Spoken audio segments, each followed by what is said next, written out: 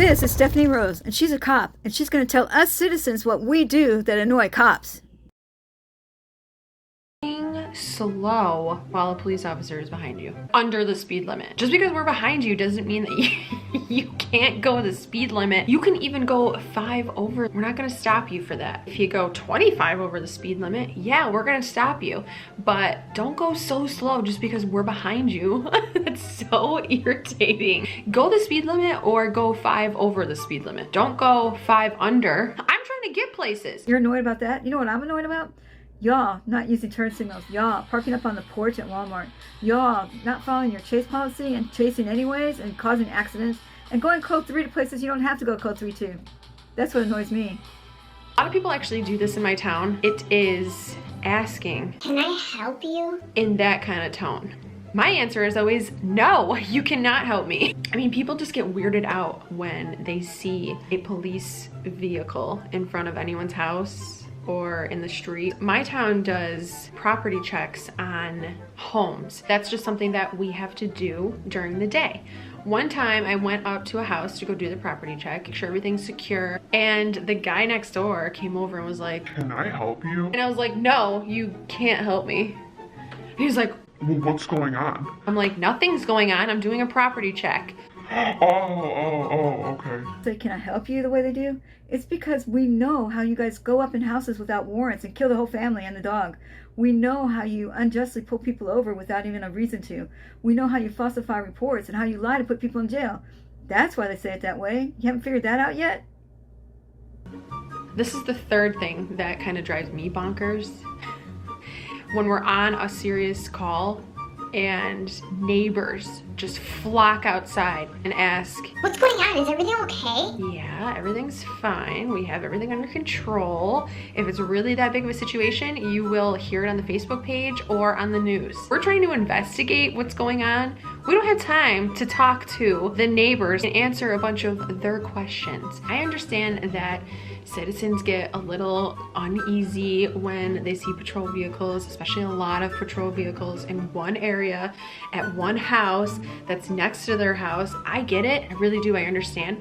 But if it was something that the public needed to be notified of, it would be on the news or on the local Facebook page. You will find out either way if it's something that you need to be notified of. A lot of people that are in my jurisdiction, they're just nosy. And while that's fine and dandy, be nosy all you want, don't interfere with our investigation. We're here to do work. We're here to investigate what occurred. I hope I'm not coming off like an asshole. When I first started, this kind of stuff didn't bother me as much, but after 4 years and dealing with the same thing, it starts to get to you. I'm not a mean person. It's just that when we have so much going on and so much that we need to take care of, we need to focus on that. This is what I'm hearing from you. I'm hearing that you want to put this blue line between us and that we better stay on our side where we belong and you guys are going to stay on your side where you belong, and we have no right to question what you're doing or ask questions because we're annoying and we get in your way. That's just that blue line. You're right behind it after only 4 years. So what you're saying is that you just don't have time to talk to the neighbors and tell them what's going on. Well, what we see when we look out the window or we come up to the crime scene tape is we see groups of you guys just standing around talking, just standing around fraternizing. We don't see you guys working like you say you're doing. We don't see you securing crime scenes or collecting evidence. We see groups of you hanging out and talking, because when a serious situation happens, everybody from all over the whole city comes to that one spot. And I don't think we should have to wait to have our questions answered. If you're just standing around, why can't you answer a few questions? Because that shows transparency, that shows accountability, it shows you're not trying to hide anything, right? And as far as interference goes, if we insist that we want our questions answered, that's protected activity. That is interference only counts if it's physical. Like if we come physically between you and something that you're working on. But asking questions and demanding answers, that's not interference whatsoever. That's a First Amendment protected activity. Another reason why we come out and we seem nosy to you, do you know why we seem nosy? Because we don't trust you. So we have to see what you're doing. Because you guys lie on, falsify reports, all the tricky things you've done. We can't trust you anymore. And that's why we're so nosy. Because we need to know what's going on too. We pay your salary. Remember that one. Number 4, when people talk over us when we're trying to explain to you the situation. That drives me bonkers. Even if they do it to my partner, I usually tell the person, listen, let him talk, and then you'll be able to talk back. I don't like that when people do that in general. When I hear it on TV shows, when people are just talking over each other, when I hear it on the radio, it's just rude. Let the police officer talk, let him speak, let them explain the situation. Be respectful, have manners, let that person talk first, and then you can talk. I mean, that's something that we learned in kindergarten.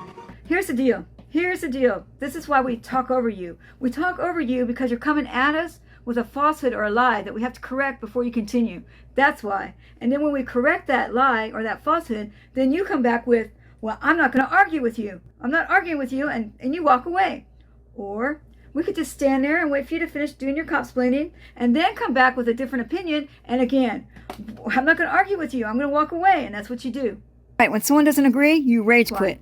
So much. People saying, I know the law. I took criminal justice. what? That's not the same. Criminal justice, because I took it. Criminal justice is basically the history. It's theories on the law and all this other stuff. It's not necessarily the law. People say that, I'm like, oh, okay.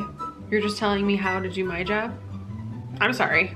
We went through extensive, annoying training to get to where we are. And until you do that, you don't know the law. So here's a good example. Things that are classified as a harassment, everyone always thinks is a assault charge. It's not. Keep in mind, police officers didn't write hers that is classified as harassment. People always are like, oh, you should arrest them for assault. Well, no, under penal law, it's not classified as an assault. When people say that they know the law and they know this, they know that, well, so do we, and we know it a million times better than you. I bet you don't know the 5 freedoms in the First Amendment. I bet you don't know what reasonable articulable suspicion of a crime is. I bet you have no idea how the trespassing laws work or criminal trespassing. I bet you don't know a lot of things. And for you to go out and say that a 15-week course makes you so smart, no, it doesn't. Now you can see the total disdain that the police have for us citizens. And in her 4 years, she's a zillion times smarter than what we are. Holy moly, rockamole.